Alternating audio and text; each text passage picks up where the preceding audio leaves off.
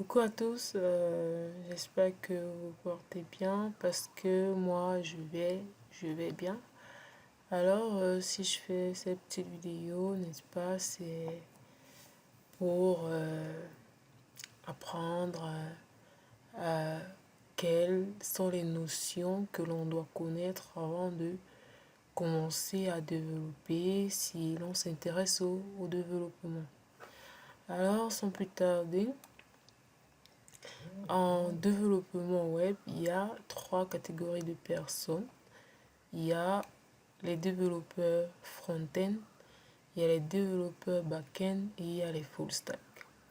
Alors les développeurs front-end, ce sont ceux-là qui s'intéressent à tout ce qui est visible par le client.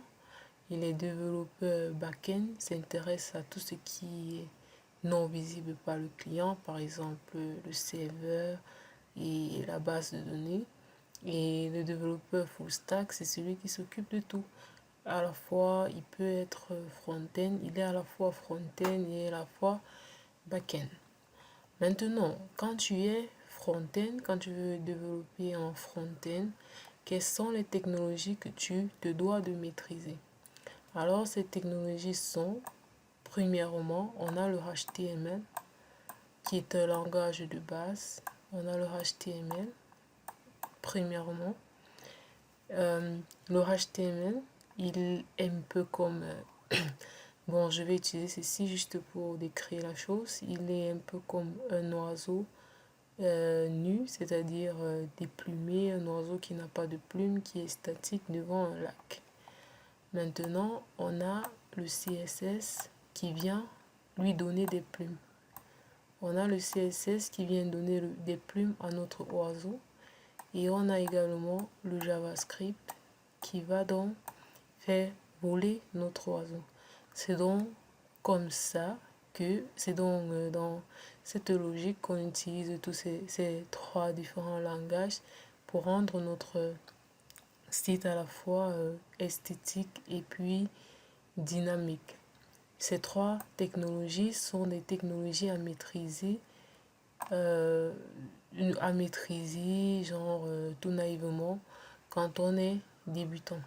Alors, quand on a déjà bien maîtrisé ces technologies, alors on peut penser à une façon de développer en ces trois langages de manière plus rapide.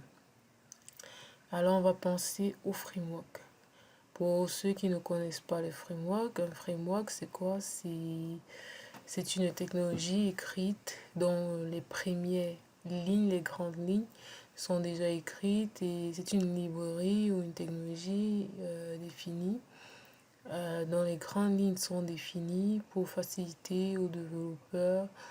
Par exemple, si tu avais l'habitude d'écrire, disons, 6 lignes de code, il te facilite la tâche et puis tu ne peux en écrire qu'une.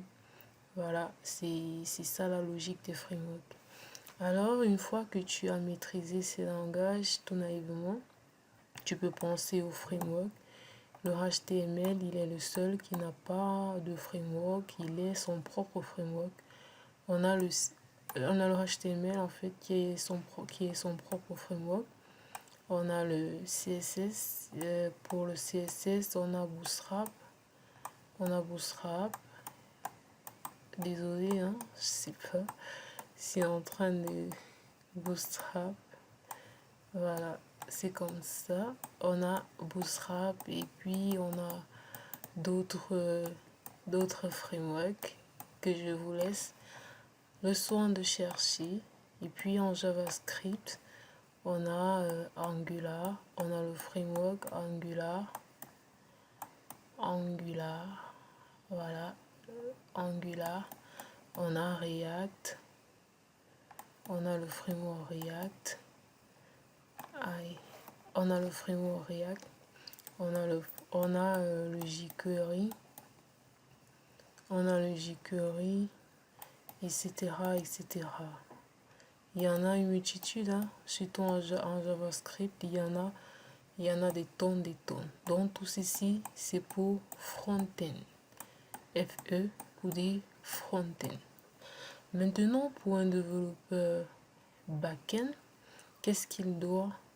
Pour un développeur back-end, il y a un ensemble de langages et autres technologies qui se doit de maîtriser. Il y a par exemple les langages comme il y a le Java, qu'il doit maîtriser, je pense qu'il les passe partout. Il y a le PHP, il y a le PHP, il y a, il y a le Python, il y a le Python, il y a le Python, et puis il y a le Rails, il y a le Visual Basic, on a le Visual Basic, etc. Et maintenant, il y a des frameworks associés.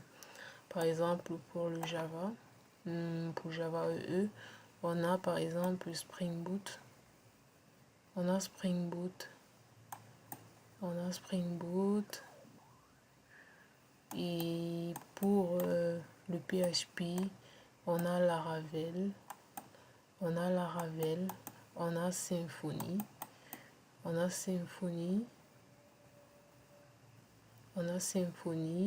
Etc. Pour le Python, il y a